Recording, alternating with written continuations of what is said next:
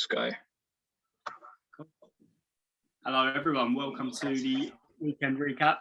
We're in game week 25, so we're just going to do a little bit of coverage on some of the games today. Me and Stan are going to be talking about the Merseyside derby, the West Ham Tottenham game, and also a few others such as the Leicester Villa, and then talking about the Manchester City Arsenal game as well. But we'll start off with the Merseyside derby. First of all, Stan, what did you think of Everton finally getting the win? Yeah, it was. It's a big statement, and it shows how far they've come under Ancelotti. Because there was sort of feeling around, even though Liverpool were on such a decline recently, as far as dropping so many points and losing 4 home games in a row, or 3 home games in a row before that. You just felt if Ancelotti wasn't there, you don't feel like they would have won that game. I think his experience, his tactical nous, and his calmness under pressure is really showing in these big games. Yeah, there was a few examples when he was sipping the coffee out of the mug. Yeah, very relaxed, and it's great to see. As an Everton fan, obviously it's the first time in my lifetime we've won at Anfield. It's a great achievement. I think the pure quality in some of the players we have really showed. I say it plenty of times, but I will praise him. Mason Holgate, I thought had a fantastic game again. Every time I see him play, he's just outperforming as a player. But obviously we can't take the moment away from the 2 men, Richarlison and James. They were superb, both of them.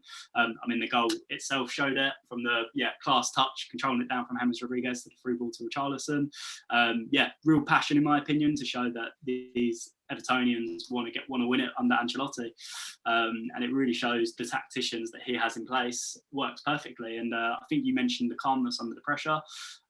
This is a huge game. These are Champions League winners we're playing against, and if you're looking at controlled under it, it's superb, and I'm excited to see the future. I definitely think this year is him building the foundation of what I'd like to look at as like a set squad. Some of the players that we brought in, Ben Godfrey, Mason Holgate stepping up to that senior level, really starting to get a nice staple. And when you look at a spine of our team as well, we've got players such as James Rodriguez, Sigurdsson. I'm not the biggest fan of, but this season outperformed them. Really proved himself in the squad and shows in big games. It just shows when you've got the right manager, he can get the best. Sigurdsson's always shown quality. He was excellent. You bought him for £50 million, so he's always had that bit of quality. But as you well know, under Marco Silva, under managers alike, he just didn't perform but he was basically felt like you were playing with 10 men most of the time. And I think the one thing you need to focus, you're on the way to that, is just getting the depth in your squad. And even though you've had massive injuries from, obviously, with Alan and Calvert-Lewin recently being out of form, but you've got a very flexible squad. And you've got Richarlison, who is a very willing runner, so he can do that role on the left-hand side that Ancelotti demands. But also he's got immense amounts of quality to play through the middle as well and get you goals like he did, like important goals as well. Yeah, definitely, I agree. I want to talk a little bit about the defensive tactics. A lot of people went into the game and didn't know if we had a 5-back or if we had a 4-back. And it's quite clever with the way he done it. We really utilised that right-hand side. Ancelotti is great for sort of pre-match setups with looking at player statistics. So when you look at Liverpool's attack, it's Robertson, Mane, how they use them too. And if you can cut them two out of the game, it makes a big difference. The whole game, Seamus Coleman was covering Mane. The whole game. And if one of them was not on the other, they swapped. And if you watch it, it's really, really good. Something I like to see happen in a game is man marking. And Ancelotti uses that man marking system excellent. I've not seen many teams in the Prem do it well either. So it's definitely nice to see a good tactician in place. Another performer for me, Tom Davies, I've got to give him a shout. He was a great player. Yeah, he's been excellent, hasn't he? He really has been excellent. I've been shocked about how because he's taken over that role from Alan of the real anchor in midfield. And I didn't see really before this year anything that made me think he could do that to the level he's doing it now. and even technically on the ball, he looks really efficient. And you've got the players around him in Gomez and Decore, who are big, athletic, strong, up and down midfielders. Who you've got so much cover in the midfield. You really have, and they're all very good technically, where you don't lose anything going forward. Yeah, I think it's exciting to talk about the team with the players we do have. The big problem which we maybe look at in the Everton squad is just the depth. So if these players are injured, are these players stepping up? And Davies for me is a real positive one of someone who has stepped up. Sigurdsson as well, I mentioned, is taken that role when Lewin isn't available. Do we have that backup option? I know obviously we've got King now, and if King does play much, he hopefully will perform.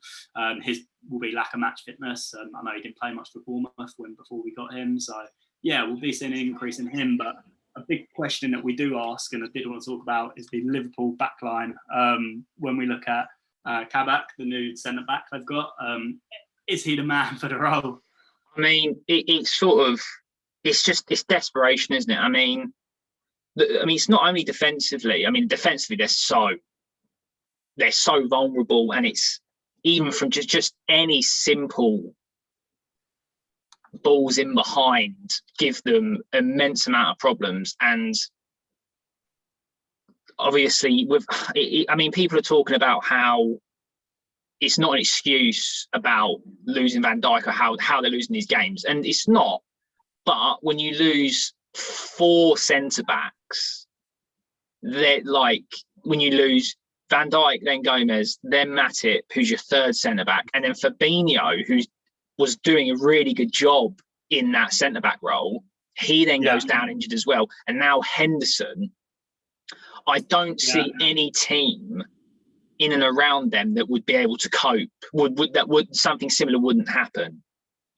So, and also, unlucky as you mentioned. Yeah, exactly.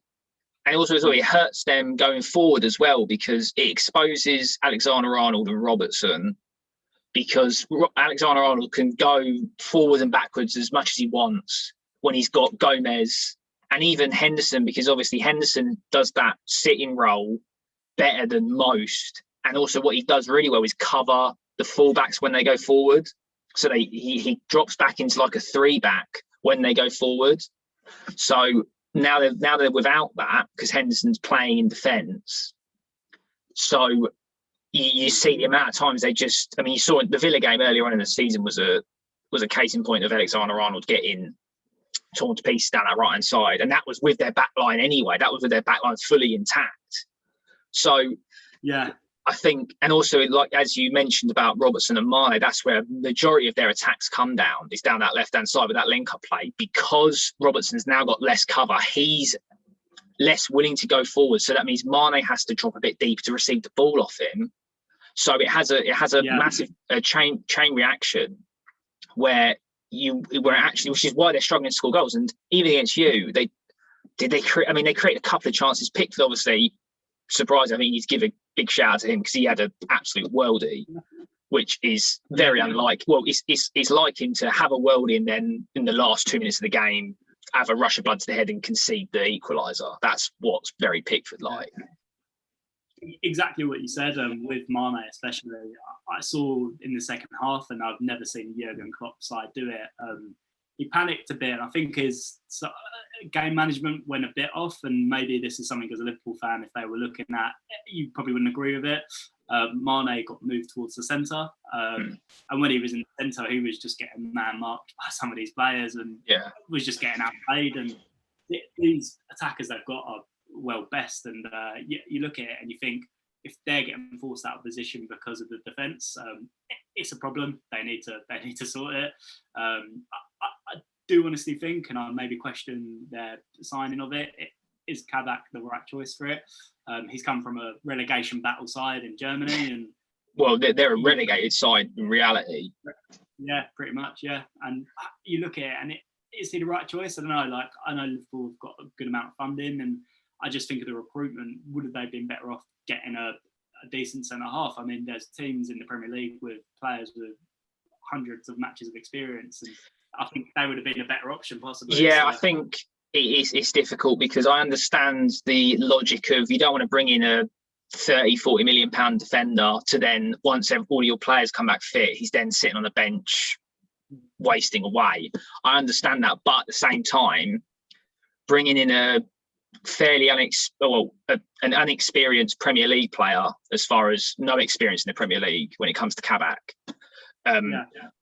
getting thrown straight into the deep end with not even a proper centre back alongside you. Yeah. And I mean, they're just lacking confidence. Whereas that was the main thing about them last year, is that you just didn't see anyone beating them. They ooze confidence, and it's even stemmed now. It's even gone down to Alisson in goal, and he's making errors and costing them games. Really, I mean, the game against us. I mean, 1-1. Yeah, we were obviously back in it, even though we've been dominated. But he just gifts us a goal. And then it was over there. They were done. They were shot for confidence. Yeah, I think that Alisson one's a really good point. Someone you look at for the last 2-3 seasons, he's been 0 errors. I mean, I've barely seen him make the odd mistake, and rate him probably 8-9 out of 10 every game. Well, he's been the best keeper in the world the last few years. Yeah, I agree completely. He's very, very good signing for Liverpool. I mean, they've always struggled with having a goalkeeper who's been consistent. And it makes you worry when their goalkeeper's starting to make errors. And it's probably more, like you said, a confidence point of view. But anyway, let's, because we spoke a lot about Everton and Liverpool. Let's go on to the West Ham game, I think. Give a bit of coverage on that. So West Ham win was 2-1 over Tottenham Hotspur. What do you think of that game? I mean, it was ironic that it was a classic Mourinho performance that outdid Mourinho. I mean, West Ham, they hit them early, both halves, without really any resistance from the Tottenham team. And it was, I mean, I feel like, I mean, you've got to give credit to West Ham and David Moyes. They were set up perfectly. They took the very, very few chances they had. Yeah. And the thing is, this is what happens with Spurs. They don't start playing attacking progressive football until they go a couple of goals down, when they have to open up. And that's when they were giving West Ham a lot of problems and were really unlucky to not win the game, or not at least get something from the game. They were fairly unlucky, but even so, I mean, they didn't create many clear-cut chances. There was a lot of half chances for Harry Kane, a lot of shots off, but I can only think of 1-2 occasions where Fabianski was properly tested. Yeah, I mean, the Gareth Bale shot was pretty impressive. Where bar and I know Mourinho mentioned a bit on the end about Gareth Bale saying if he was fit, he played every 90 minutes because of his quality. And I think it's nice to see the Tottenham. A positive was that he's looking back on form. He's looking sharp. I think he's looking a threat for them, which is important, because you can't just rely on Son and Kane. You can't. No, they're showing that. I mean, Bale for me was he was the reason why they came back into the game. He's just, I mean, they were playing Lamela in that position, and Lamela's, he's all right, but as far as like the gap, the gulf in quality between him and Bale, even now at this point of Bale's career, is huge. It's like it's massive. So the only reason why they were back in that game is because Bale was tearing West Ham apart. Really, he was beating players at any time he wanted, putting balls into the box, making things happen, which Spurs don't really have enough of that. They've not got enough game changers that just take play. Because the way to beat that system of sitting in is you need to be able to beat players. Because once you beat a player, that completely changes the dynamic of their setup, because they then have to draw players out of position. Mm-hmm. But so it was it wasn't that shocking, to be honest, because of the way West Ham have been at the moment, the way Lingard's playing, because he's been superb. His goal was excellent. as a number 10, he's fantastic, isn't he? And I know in that setup, I think that's where he shines, and it's nice to see him happy and playing good football. And I think when we look into, I know we're going to do another episode on this podcast talking about the England selection, but I think Southgate's got a bit of a choice to make, and definitely proving himself to maybe play a system where we use that. I mean, we've always known how good Lingard is. We've always never doubted his quality. I think it's just the consistency. And the attitude as well. It's the attitude's a huge one. I think under David Moyes, I know from being an Everton fan, he turns players into very, very good stars.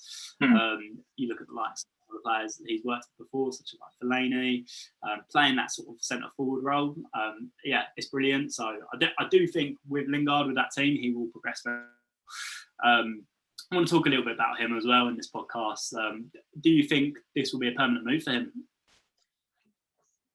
Yeah, I don't see him going back to United. I mean, Bruno's there. There is no room for him, and I think he wants to be playing first team football, and I think he deserves to be. I mean, it was a steal for them to get him on loan anyway. Like, it really showing that it's like excellent piece of business. Again, they've had a lot of that this season with players like Souček, who again was quality. Yeah.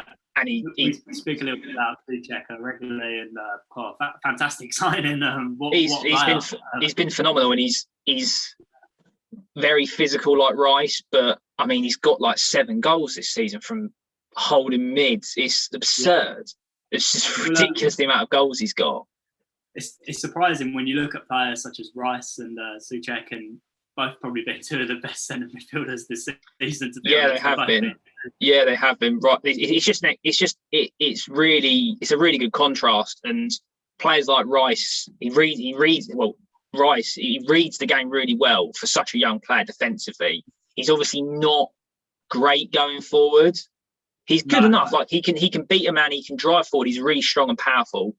But Souček has that technical ability in and around the box, in front of goal as well. I mean, some of the goals he's scored this season have been like really competent finishes. It's not just been from all set pieces. I mean, I know he has scored some set pieces, but the word I use for Souček, and I like to say a lot, is very composed. As a player. Yeah, absolutely. He's very, very controlled, very set. Rice as well. I think he's that very traditional English sort of holding midfielder who does the job very well. It's exciting. I think he's definitely a big one for me that's outshine in that West Ham squad. Very exciting times. In terms of West Ham in the league, do you think this form will stay, or do you think this is only temporary? Or? Well, I mean, it's difficult to say it's temporary. I mean, we're 25 games in now, and they're sitting in a really good position. I mean, I think they're 1 or 2 points ahead of Liverpool, and Chelsea. And the problem they've had over years is they've not had a constant in the number 9 role up front, and they've got that now in Antonio, who is a handful. He's a real handful, and they've just. I think I like to say of Antonio, if he's fit, he's a fantastic player, and it's just keeping him fit. And Definitely. I mean, obviously they don't have.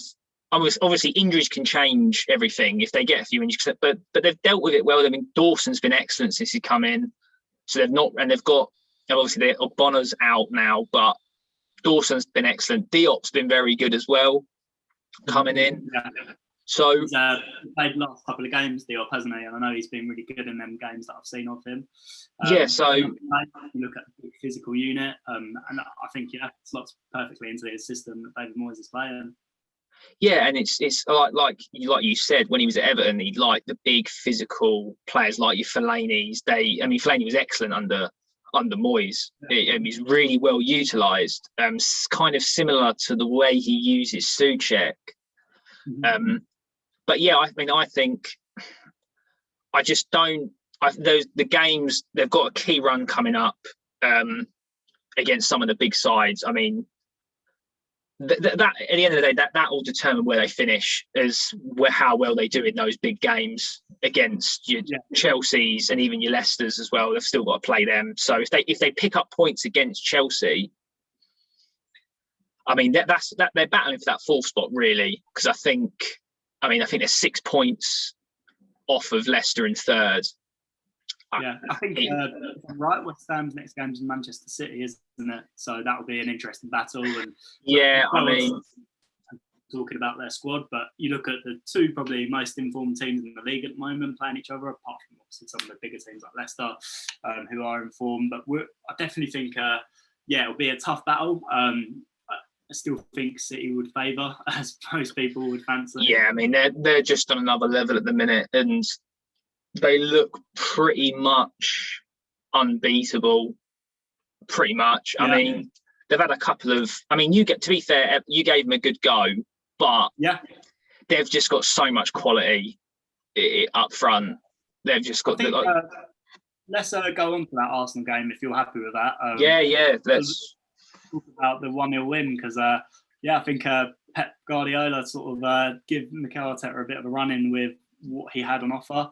I think my opinion on this game, and I've always sort of backed this up, I think Arsenal look stale, and I think they need to give something more in these games. I mean, Aubameyang, you probably watched it when he was running through, got bodied by Stones, and you look at threatening players, and you just can't. You need to offer something else against City. You need to try and outsmart the system. Yeah, I mean, and the thing is, with you can't go 1-0 down. That it was such a soft goal to concede. You can't see soft goals like that against Man City, because they have really mastered game management this season, and not in the same way as like a Mourinho, where you get 1-0 up and then you put everyone behind the ball. They go 1-0 up and then they keep the ball for 90 minutes. That's different. So it's a lot, which is the problem Mourinho's had this system with, going ahead, and then the amount of games they drew 1-1, like against Fulham, and because they just invite teams to break them down, and they are breaking them down. Whereas Man City are obviously excellent defensively because of the likes of Diaz and Stones, who have been superb. Let's talk about that partnership. How effective are they been together? I mean, who would have thought it? Like, Stones, for me, is a fantastic individual. I think my opinion on him, he's always struggled to be a unit. So he's never, in my opinion, worked as a whole four. No. But now, I mean, one of the first names in the England squad for me. Oh, 100%. Yeah, definitely. I mean, Diaz is just, again, Diaz looks absolutely top draw. Absolutely top draw. He's superb on the ball.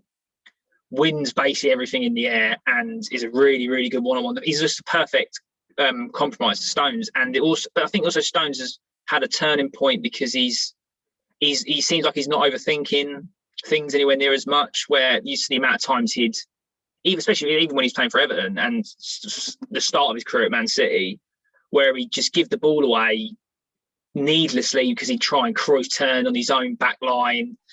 And because he's so technically good for a centre back that he's also sometimes plays at a tempo too good for some of the players around him.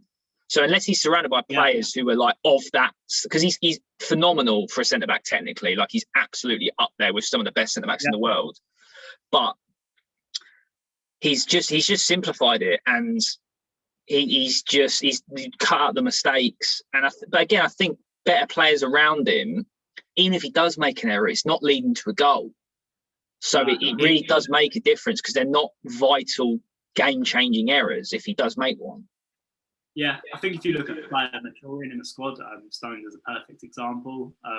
The errors was a big one. I mean, as an Everton fan and from watching a lot of City games, he's always got an error in him. In it, every game was more or less a guaranteed error. Whether it was, like you said, trying to skill and trying to get past someone, whether it was a big touch and losing the ball. I think he's really cleaned up his game, and these errors are minimal now. But under that Pep Guardiola system with him and Diaz next to each other, I mean, it reminds me back of Manchester United with Vidic and Ferdinand when you look at these centre halves. But like it's almost like having two Ferdinands. Yeah, they're fantastic. As far as the technical ability on the ball. But I just want to go into the more so the game itself. I just think that, like you said, Arsenal was stale. They looked very much out of ideas, and I think Man City got the goal so early, and I don't really think they got out of second gear after that. They didn't. Yeah. I mean, well, to be fair, they had a couple of chances early. Sterling had that chance where he went clean through. Again, really, he's like, and then Sterling. I mean, he could have had a hat trick in the first 20 minutes. To be honest. Yeah, it was about a 5-minute period where he had about 3 solid chances, and yeah. And the goal itself it was a really good header from Sterling. I'd have to say, awful marking from Holding and Bellerin, awful defending to allow. I mean, what is he? 5'6", 5'7"? At the most, he's probably 5'7" in shoes. Like, he's not. He shouldn't be getting anywhere near that ball. But certainly, if we look at delivery as well, we can't take away from Mahrez. He was top draw. He gave Tierney all sorts of problems in that first half. And so, I mean, Tierney's been excellent this season, been one of Arsenal's best players. But Mahrez, like you saw against Everton in the previous game, is really stepping up, and he's been an absolute nightmare for anyone marking him, basically. I think anyone worse to defend in the Premier League on the wing, to be honest. I mean, inside, outside, he's so good either way. Yeah, no, he's one-on-one. I mean, there's not many. I don't think there's many better as far as taking on players one-on-one, as ability to beat a man, and also but get a delivery in the box, quality delivery in the box, and also scoring a goal. Like, he's got goals in him, he's got assists, like he's shown. But when we look at this number 9 position for City as well, I mean, they don't need it. No, I mean, it worked. It worked again, didn't it? What it does, it just drags players all over the pitch, and it creates little pockets of space for players like De Bruyne to just operate in. And Foden didn't play, but that's where he usually goes. And Bernardo Silva and Gundogan it's such a free flowing system that, I mean, you can't mark them. You can't. It's difficult to go man to man, and they overrun you in midfield because they overload that central area. And also with players like Cancelo, who, I mean, he plays right back, but he's basically floats around as every position on the pitch. So you overload the midfield with an extra man from right back. Yeah, it's interesting when we look at that, because the team itself has got so many positions covered. At the start of the season, we would have probably Walker and your fullback, and I mean, Walker's not been playing as much, and Cancelo's been even better. And you look at someone like Walker with probably 10 years experience in the Premier League, Cancelo coming in, and it's crazy. I mean, you've got these fantastic players playing, and I think Pep Guardiola's in a very comfy position. I know earlier on in the last year at the start of the season, Pep Guardiola said there'll be a point when that day will kick in, and he said it won't be yet. And you maybe look at, they were one of the last teams to come back. So I think if I'm right, they were the first team to come back, and they had a game before everyone else. So maybe look at recovery time. Did it take 6 to 8 weeks for them to recover to now have this effect that's going on, or is it they've just hit a consistent form and they've done it week in, week out, which is also very good as well? Yeah, very true. I mean, I think you kind of touched upon it as far as Walker, but the thing is Cancelo offers you so much going forward, and he's integral in that game management system they're playing with, because it just allows them to keep the ball anywhere on the pitch, and they can overload any side, any part of the opposition's half they want to, and Walker just can't do. He's not good enough technically to do that. So that's why you've seen Cancelo. I mean, he's been phenomenal this season. He's been one of their best players. Him and Gundogan have just been sensational, and I think, I mean, it was a never. I mean, the likelihood of Arsenal winning that game was very slim. They would have had to play that in their skin, but yeah, I don't know where Arsenal go from here as far as what they're. I mean, they're not going to get Europe, are they? It's too tight at the top. The teams are winning too many games, and they've. I think Arsenal, but like you said, can they get that Europa League football? Can they get in that top 4, top 5? It's very slim. I mean, they've got to hit some real consistent form now, and I don't know. I mean, going against City and getting a win or even a point is a good result. Yeah, it's a difficult ask. Wasn't enough for me. I mean, I don't know if it was watching them. There just wasn't enough urgency, and I think that was purely the reason they lost the game. And yeah, out tactics, in my opinion. They were just lacking severely lacking quality in the final third. There was a couple of the decent periods in the first half where Tierney and Saka were getting in down that left hand side. Yeah, but they just again inside the final third, like you said, Aubameyang. I'm not sure what's happened to him this season, but he's declined. He seems to have declined massively, and they relied so much on his goals last season when they were playing poorly, and he'd bail them out. And you thought he might have made a resurgence with the hat trick against Leeds last week, but it's an interesting one with him. I think he's definitely a player from when I watch him. He's not up for it. He just doesn't give you anything. And I think Arsenal need a bit more than that, in my opinion. But anyway, I think we've spoke a bit on that. But let's go on to the Leicester game, Stan. Let's talk about that. I mean, it was a really key win. Villa, I mean, without Grealish, you need to win that game. We needed to win the game. And the first half was one of the best halves of football I've seen us play this system this season. Tielemans, top draw. Barnes was causing them absolute mayhem every time he got the balls, beating 2 or 3 men. And I mean, his goal was a case in point of that, just reacting quicker. Madison, I mean, I can't rate the praises of the entire team. The entire team were excellent. It was an interesting system because he started Pereira on the right mid position in like a 4-2-3-1, and then in possession and out of possession we were playing a 4-4-2 with Madison pressing the front line. So it was we just dominated the ball, and their midfield was so. I mean, they had Louise and McGinn at the pivot, and there was so much room for Madison and Barnes to operate. That I mean, they're the two of the players that you just can't give them that sort of time and space, especially Madison. And you saw his goal from the edge of the box. I mean, no one scored more goals outside the box since he's been in the Premier League, which is an absurd stat when you think of the players in the Premier League like Fernandes and De Bruyne, and he scored more goals than them from outside the box.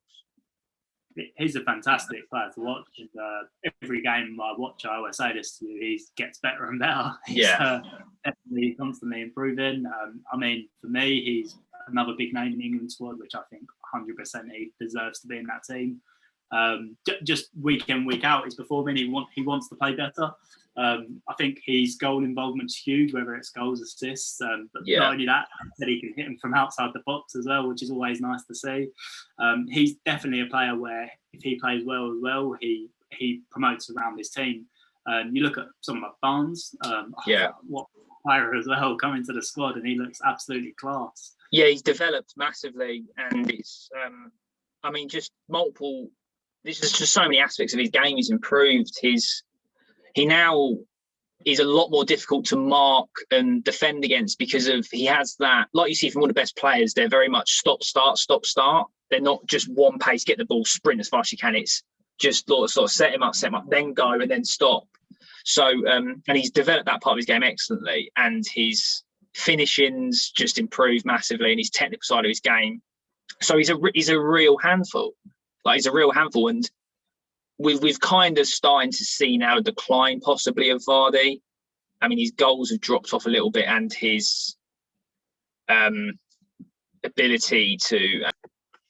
I also want to mention Luke Thomas, who was probably for me a close second for man of the match outside of Barnes. I mean, I've watched him a lot. He's had a fair bit of first team football. He came in obviously. Came into the team at the end of last season after lockdown, when we had that huge collapse, and he looked competent. He didn't look anything special, but he looked competent. And you thought he might turn into something a little bit decent, but his performance yesterday was sensational. He kept a Traore, who's so dangerous. He's so dangerous, and he's been excellent for Man City he's been excellent for Aston Villa this season, and he got the goal, which I don't think you can really put down to Thomas. It was a breakdown of communication from the whole defence. But one-on-one battles, he didn't give any problems for Thomas, and he was very efficient going forward. Gave Barnes a lot of good opportunities to get in behind El Mohammadi. Yeah, that was incredible. And it was, since we're losing Justin, it's such a big loss to lose him. He's been so good this season. But if Thomas can play like that every week, it's not going to be as noticeable. Leicester keep pulling out all of these defenders that are very good. I know. I don't have any bad ones. Yeah, I know. I mean, everyone we chuck in there seems to be like an uncovered gem. It's I mean, it's props to our academy sides. Yeah, it's props to our academy sides and our recruitment, to be honest. But yeah, let's just. I mean, we can mention the Man U game quick. I mean, the penalty. I mean, another win for United. Newcastle. I mean, losing Wilson. I mean, are they on the verge of going down? Do you think they're going to go down? Do you think they'll get dragged into it? It's a difficult one. I think that they will avoid it. I think that's my honest opinion, just off the basis of what Wilson, Maxim, like when you look at him as a threat. Yeah, so Maximin, I think, can get goals. I think he's the guy. Yeah, I think so. Maximin, because obviously Wilson's out. I'm not sure how much longer he's out for. They're missing him because he will win them games. But St. Maximin, if he gets injured, they could be in trouble. I think they'll be in real danger of getting dragged into that. But because of the quality of the teams, go on. When we look at Allen as well, he's been a great player for them this season. I know he's much better. But yeah, you do. I mean, everyone wants Newcastle to do well. They've got some good players, and they're a good team. They're exciting to watch. Got some good players, but it can be exciting. They've been playing better recently. I mean, it depends. I mean, without. Before players like Shelby had come back into the side, they were very much lump it forward. But I agree with when Bruce does have the players, he does actually play fairly decent football and progressive football. Yeah, I 100% agree with that. I think it's an interesting one. I think I think it's pretty expected to go into that United game and United to give them a bit of a run for their money. I think the main thing for them is trying to just keep it going, and the games where they can get points, they need to try and do their best. Staying in the game is a problem they've had this season because they're just not good enough defensively against the big teams to give them big problems. That's the issue, I think. But I mean, Man U just another win for which is mad, and I think they'll be a consistent performer, and I think that number 2 spot is going to be pretty much theirs. I think so. Looking quite likely. They're coming week in, week out, getting the results. The problem is with United, and I think maybe they're working on it, is they can be vulnerable in the first 15 minutes. How many times have we watched them this season got 1-0 down? Straight away. Which seems to me just seems concentration levels. I think it really does. And I mean, it's concentration, and also they are very suspect defensively. I mean, even Wan-Bissaka is a very good one-on-one defender, but his team defensive IQ seems to be somewhat lacking. Like he won't mark players. It's like simple balls in the box, he'll just leave it to someone else. So there's a real breakdown of communication a lot of the times. He's a fantastic one-on-one physical player, but when it's the actual football playing, when he's got to mark someone or he's got to watch a player run in, communicate with a player, he lacks that. Yeah, but that's the experience as well when he's a young player, and he's also, and that the problem is he's not playing alongside a really dominant centre half where someone like, for example, like Alexander-Arnold can get away with that and is helped out much more because he's playing alongside a Van Dijk or a Matip or a big, strong, competent, experienced defender. That has a huge impact. Yeah, I think definitely for United, they'll look to stay on the streak to ultimately try and secure that second spot. I think it's pretty certain now that City will be aiming for number one. I mean, there's not really many teams that are going to be challenging just purely on the basis that they've won their last 18 games in a row now, I think it is, which is pretty impressive record. It's a phenomenal record. It's absurd. It's I think, I mean, I think that's a fairly good way to end it. Certainly. I hope you. Thank you everyone for listening. Make sure you listen to the next pod. Yeah, listen to the next pod and like and subscribe if you want to see more of us. All right.